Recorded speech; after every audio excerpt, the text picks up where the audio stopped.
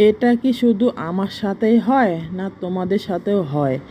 জানি না এমনটা কেন হয়।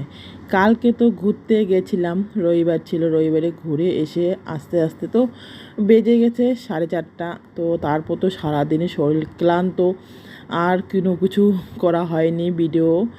আর তারপরে এসে তো একটু রেস্ট টেস্ট করে তারপরে আবার বাজার করতে যাওয়া হয়েছে।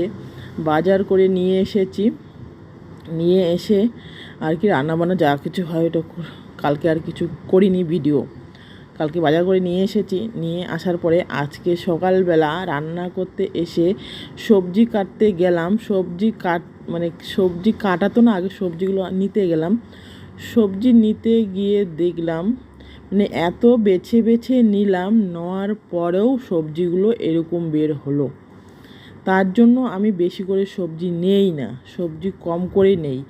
এখন এমনিতে বর্ষার দিন সবজিগুলো থাকতে চায় না, ভিজা যেহেতু। এই দেখো, এদিকে ছিল আগের মিষ্টি আলু কয়টা, সব কিছু দিয়ে একটা তরকারি বানাবো। আগে সবজিগুলো নামিয়ে নিই, তারপর তোমার দেখো এদিকে ঝিঙ্গে, মিষ্টি মিষ্টি আলু আলু সবগুলো নেমে নিচ্ছি। তারপরে এই দেখো, কালকে নিয়েছি মূলা শাক।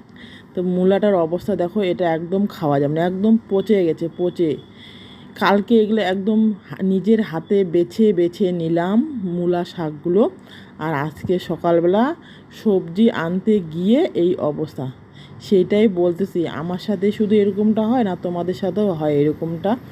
জানি না, এত ভালো করে বেছে সবজিগুলো নেওয়ার পরেও এরকম পচা বার হয়।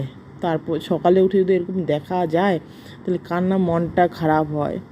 তো তার জন্য আর কী করবো, এই মূলোগুলোই এখন রান্না করব, মূলাগুলো। আর এদিকে লাল শাক নিয়ে আসা হয়েছে, ছেলের পছন্দে বললো লাল শাক নিতে।